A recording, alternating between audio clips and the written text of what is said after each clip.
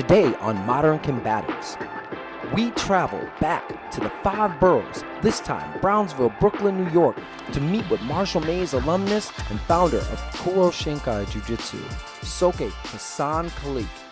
This is definitely a must-see episode, so let's get to it.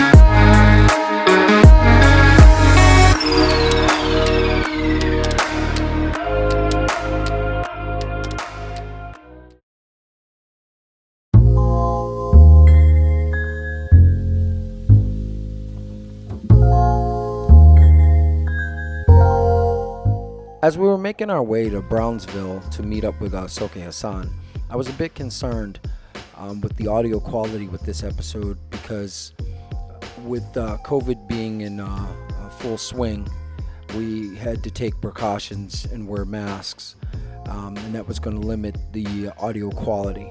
We did the best we could, and I like to think that we did all right. Hey, yeah, man. So we finally came, man. Yeah. We're about to get up in here and see what he has to give us. Yeah, sure. Get some lessons for our viewers too. Yeah, that's what I'm talking about. For real, you know.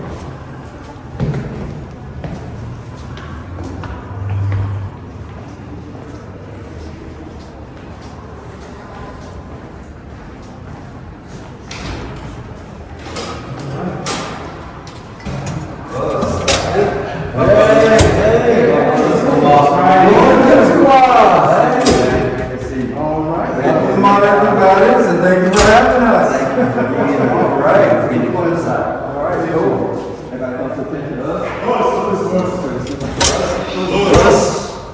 Thank you, brother. Thank you for coming out. So, I know that this is a kind of trying time for you guys, new projects and stuff. For sure. Everything you've done thus far is solid gold, man. So, much success on your new business. Yes, thank you. That's a lot coming from you, so. So talk to us a little bit about the fact that you're in a community center. Well, community centers really hold a lot of value to me. And I started actually in this very same building almost 30 years ago. And it's been a great experience for me because it's sort of like making full circle coming back. When I was coming up, I grew up in a single parent household, me and 3 other sisters. And, martial art wasn't the thing that was on the list for getting bills paid. You know what I mean? It was the last thing on the list, paying for my martial art class. And community centers was about me trying to be involved in it. But ironically, I actually started in a paid martial arts school, but there were no community centers around at the time. So as I grew older, after coming back from Vietnam, I came back to Brownsville, and just the land of Mike Tyson. It's one of the most notorious hoods in Brooklyn. I'll try to tell you. So there's a community, there's a need for what we do in the community. So this very same building, 127 Pennsylvania Avenue, has been really near and dear to me in more ways than one. So we're back in this building doing what I do in the community. I've always taught in Brooklyn, New York, and I've taught at this point generations. So it's an honor for me.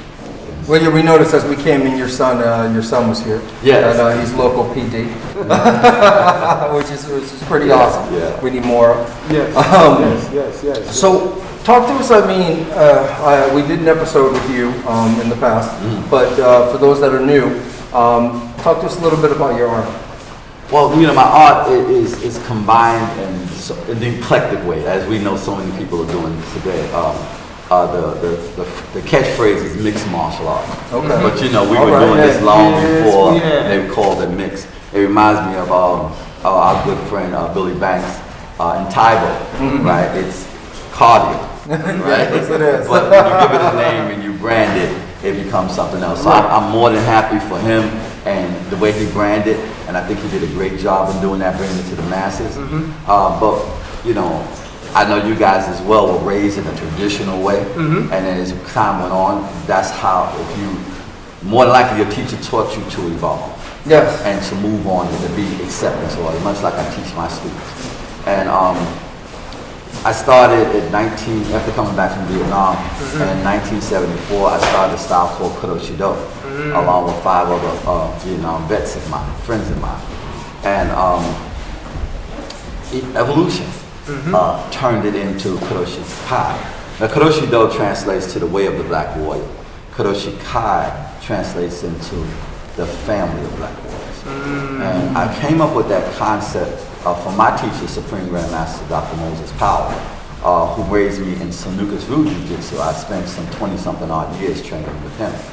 And for those of you that may or may not know, that he was the first black man to actually demonstrate for the United Nations, as well as perform for the World's Fair when here in Queens in the time. And so many more acclimates that goes with him as being the father of modern day Jiu-Jitsu, as we like to refer to him. But what happens here is that the eclecticness of what you start with must evolve into something else because of the times that we live in, and we're not in rural Japan, Korea, or wherever. And this is to take nothing away from my mentors and predecessors in those arts. I actually started at Kyokushinkai Karate Do under Aikijujutsu. I trained under Master George Cofield in Shotokan, American Shotokan. And the list goes on. My weapon arts comes from Osensei Ronald And so this eclecticness coming from different styles, ninjutsu, Shotokan, Kyokushinkai, evolved into KuroshiKai-Jutsu Karate Do. All right, so what are you gonna have for us today? Well, you know, we got something I like to, at this point now in my career, I really teach the Karate Do to the children to give them the structure, you know, the form of Do. It's to teach them the way. But my art of Sanuces Jiu-Jitsu, founded by my beloved teacher, Supreme Grandmaster Dr. Moses Powell, is my heart's legacy. You know, I tell my students all the time, I don't need to wear my patch. You need to represent me. But I need to represent my teacher. And so forth. It's like I don't need, because my teacher was one of those people who didn't feel that he had to wear rank in order to be identified. And I try to teach my students the same way, that we don't necessarily have. And this way we can play with other martial arts. So again, in the first one we have here, my hands are not designed to just, this is nice if I can get them off, right? Because what I'm doing here is I'm striking the medial nerve. So if you could test this on your own self, then when I strike this nerve here, you're gonna feel a tingling sensation in your hand, okay? So it's like a nervous reaction thing here. So when I come in to break this, and break it hard, tight, he may not let go, but it's still friction on here, right? The objective in this is not to break this. This is good work if you can find it. But I really wanna get my hands up. Okay? That's the whole idea. It doesn't even look like I'm doing nothing, because once I do this, then I can do it and pass. My objective in self-defense is always to get to a safe zone. I don't really want, I can stay here and beat him up and do that. But that's not what I want to do. I want to do this. He's not looking at me. This hand allows me to exit, to get behind him, or to leave. This is all I need in the technique. And I'm exiting. I'm going. I'm going to see. It was nice watching Soke Haisan's students begin to put into practice the technique in which they had just been shown.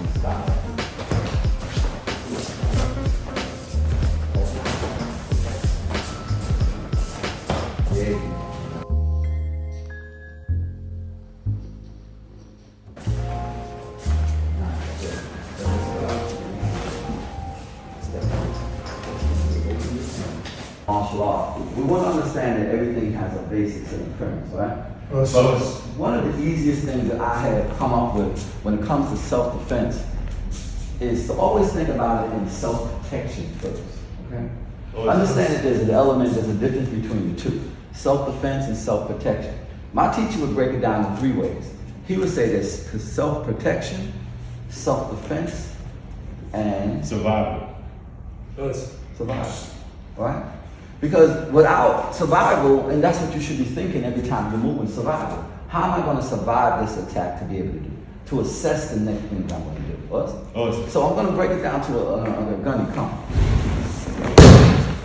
Is that the elements that I think about when I think about any human being that's on planet Earth, is that they're made with 2 limbs, right? The arms, head, and 2 limbs of the leg. All right, I don't know about the third one. So limb destruction is a big thing with me that I teach. In the arm itself, there's 5 different joints. There's 1 here, 2 here, 3 here, 4 here, and 5 here. Now, if I know that, I know that every human being has 5 joints, right? Some people may not have a hand, but they shouldn't be attacking you anyway, right? So my point is that these are the things that I'm usually mostly afraid of in a fight. All right? If this guy has no hands or whatever, ask me for my money. Let me get your money. It's sort of a laugh. It's like a joke, right? I mean, you do something at home because basically, I'm thinking about this, right? Us, raise the pump. If this guy, you see, race is bigger than me too. If he asks me for my money, I'm kind of threatened because he got bigger shoulders, he got bigger guns. He's really threatening me before he threatens me. Before he even opens his mouth, I'm like, because I've convinced myself that these tools are superior to mine. Unspoken, but it's nevertheless it's happening. So when he grabs me, I'm fearful because of his arms. Put your hand behind his back. Bump into me. That's kind of fearful thing to me. Because I don't see the tool, I don't think the tool will come to me. I say this because it's real important in a fight or in self-defense and self-protection. I don't see this weapon, but when he goes to reach for it, it changes my whole perception of what I'm going to do. All right, even if I'm a skilled player, all right? I can't be fearful of these limbs. I have to understand how they work in order to do. So he go to reach. This is an elbow. A reach is usually in an elbow, and usually this elbow can be broken or have to extend it, right? So if I trap this hand and pull this hand back here, there's going to be some pain. It's going to be some pain as I drop here and I have to extend this on. I'm just saying, I'm not teaching you a technique. I'm teaching you that what you want to do is close in on the weapon. Close in on the weapon and understand that this elbow doesn't work very well in this direction, in this joint. So that's a lesson in itself, just understanding about the tool, right? Yes, sir. Yeah, I want to make sure I'm on the right page. Throat, say it. Throat. Hands. Eyes. Throat. Hands. Eyes. I've won. I won. I got kicks, I got chops, I got punches, I got throws, but never once did I actually, in any of those things, focus on throat, hand, and eye. Because some people can take a throat and get right at it, and they're not even players, right? There's something in the body called adrenaline, that when a body is attacked, pain starts to happen and the body sends adrenaline to that area. There's people who've gotten shot and got up and come back at the person with a bullet in them, more than one bullet in them. They'll probably feel it next Tuesday, but I want him to feel it now. There's people who got cut, stabbed, and still attacking, and later on, maybe pass out, but they're still attacking. But if I hit you in the throat and you're not breathing, you're more likely to have access to his hands, which is the thing that's going to damage me. And if he can't see me, then and if I put his eyes out, I could be right over here, he won't even know. Exposing his hands so that I damage him. Throat. You can't breathe. So the principle is, no matter what the technique is, no matter how fancy it is, or whatever else I want to do to make it happen, I got to be able to assess throat, hands, eyes as a principle of fighting.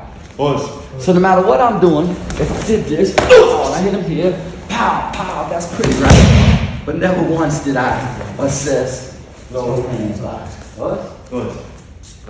If I understand that about my self-defense, when he's grabbing me or whatever, I have to understand this is the tool. Let me just explain one thing. From here to here, I call this hands. You call this hand. I call this hand. So this whole thing here is hands. Throat is right here. When I put these two fingers here inside of his throat and turn, this will make him gag. I'm going to put it in there to this joint with my fingers, and I'm going to turn it. So when I go in, and I'm going to turn it. So right on the windpipe, I'll turn off those boxes. If I did this in holding, it's a whole nother thing. If I did it from the rear and I place my thumb here and push down, by the time I pull it back up, the windpipe is bust. So that, you know, I'm just saying, there's people who will do this. Right? That's cool. And it works. But there's 3 types of chokes in practice. There's air, buzz. There's blood, and impact. What's an impact choke? An impact choke is when, and I can't do this hard because I hurt my ubu. I deliberately put space in between me and the person I'm choking, and I bang him back into this. That's going to choke him out. When I'm doing an air choke, I need to have 9, 8, 7, 6, at least 6 seconds of pressure in order to get the pass out. When I'm doing a blood choke, I gotta make sure that I'm cutting off the karate and holding it for a prescribed amount of time in order to get him to pass out. When I do an impact choke, all I hear is this, down.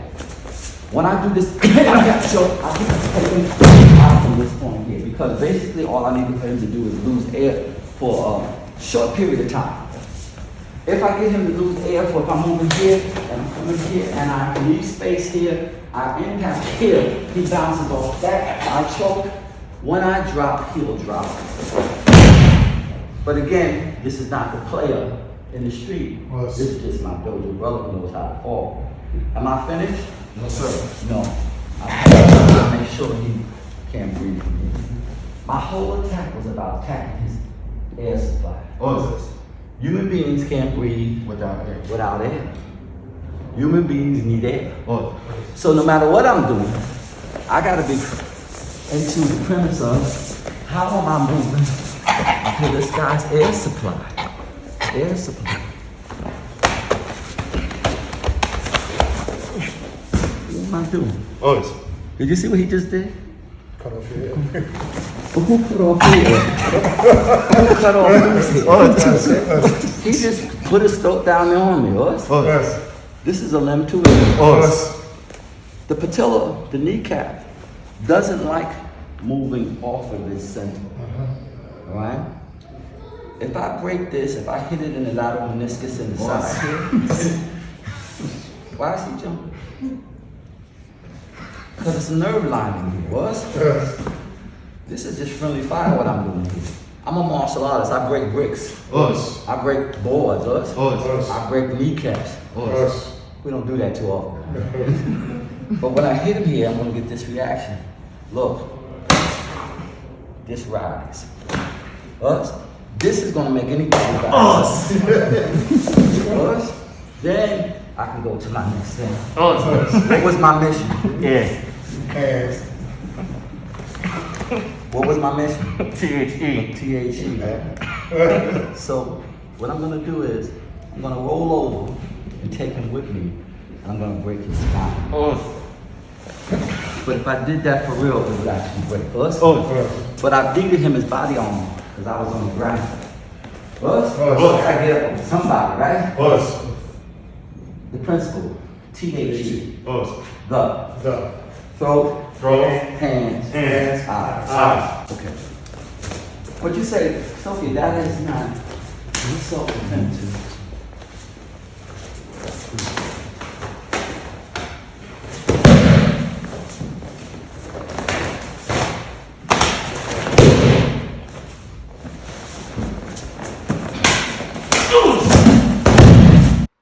Yep, that just happened.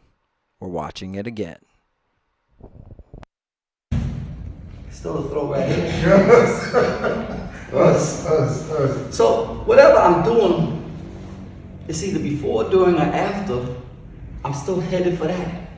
At some point, I cannot call this self-defense if I don't defend myself by breaking these things. Us. What? Us. Now I can go. If I don't do that, uh-oh, where he come from? Why is he grabbing me when I had a chance to break his elbow on concrete? Us.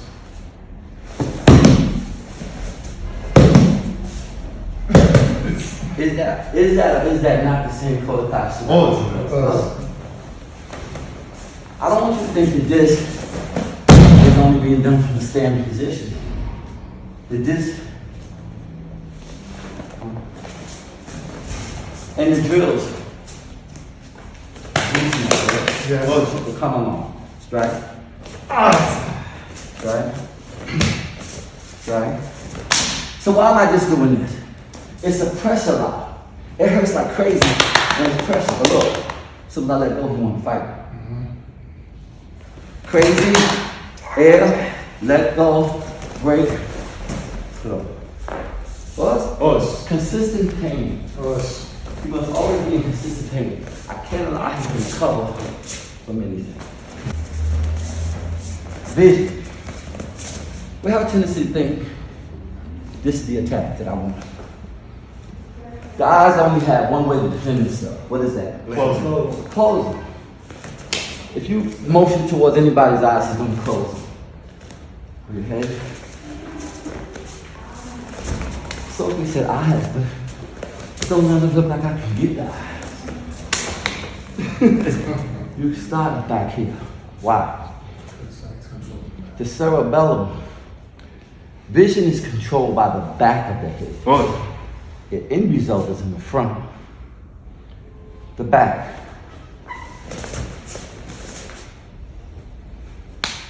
Why is his eyes closed if I'm hitting him in the back? Because vision is controlled with the lobe in the back. So as my hand's coming in, I leave it in. Pull your head. Where's he going? Where is he going? Allow him to do this.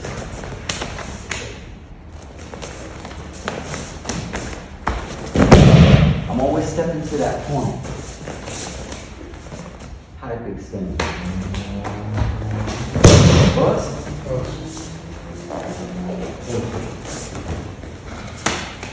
Oh my goodness. What's Soke gonna do now? Mr. Vision can't put his eyes out. Can't put his eyes out. Can't break his arm. Can't break his arm. What this teaches me is that everything is relevant to where I'm at in the fight. If there's two people, I should not be trying to fight this person in the middle. I should be always trying to move towards one of them. This is always going to take an advantage of me to use this other person. He still has this, but it's a lot of things I can do closer to him than trying to fight both. Move away. Move. Because when they see me move here, but if I move here, I still don't have an attack here, but I'm in a better position to fight. So everything is about relevant to where I put it.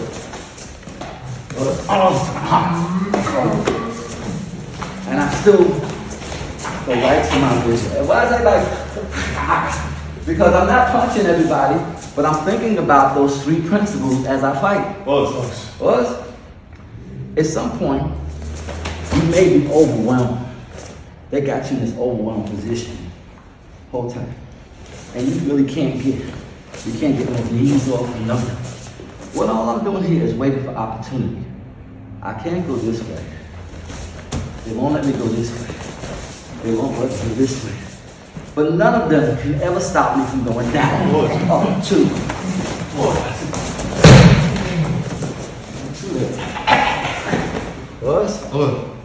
None of them can ever stop me from going down. And when I go down, I've broken their balance and established mine. Good. This last exercise, I'm going to show you this. I'm going to take this hand and hit you right here. Defend yourself. Good. Defend yourself. Good. Better chance, right? Oh, cool. This could have been a night. Oh, But I'm gonna hit you right. I'm telling you, I'm gonna hit you here. How is it that he's not? I'm telling you, he can see me, but he can't defend himself. $50. Because maybe he needs some motivation. $150. Okay, so my point is that your body, your mind is not equipped to do that mechanically. All right? But just as a natural thing, we're holding the conversation here. I don't know what's going on, whatever. Better chance, right? And if I'm skilled from there, my hands in the fight, and I'm already halfway there. Us? Everyone up?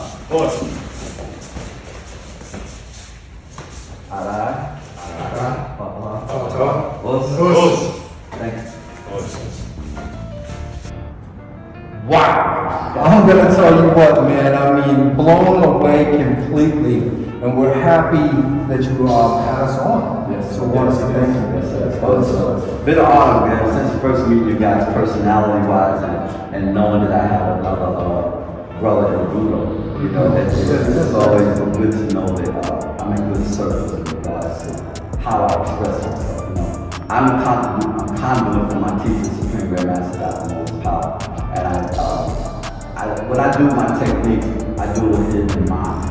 To show that these are principles that work in the streets of urban areas, and that if you think about it conceptually, you can add to anybody's game. I think that hopefully I'll be able to show this. oh, no, you showed it very well. The fluidity, everything, it was like being home. I was like, oh boy, this is all the stuff that I can do with my guys. Yes, So I love seeing it, that it's being nurtured very well, and keeping the legacy very strong. Thank you. Yes, Thank you. that's Thank you. right. And as you said, please consider this as home to you. This is on 127 Pennsylvania Avenue in Brooklyn. We know Brooklyn. Yes. They need to know where to find you. Right. You know, so you're here in the community center right here, 127 Pennsylvania. Pennsylvania at 127. Brooklyn, shame on you. Yeah. So, hey, I'm with my partner in crime as always, Hiroshi. And I'm with my partner here, Israel Lopez Sensei. We're with Soke Haisan Kaleak here in Pennsylvania, Brooklyn. All right, we've been watching Modern Combatives. Next week on Modern Combatives, we travel to Worcester, Massachusetts to get together with Jiu-Jutsu and Judo practitioner Louis Soto. Man, some people think that Judo is just a sport. I beg to differ. Another must not miss episode. Can't wait to get to it.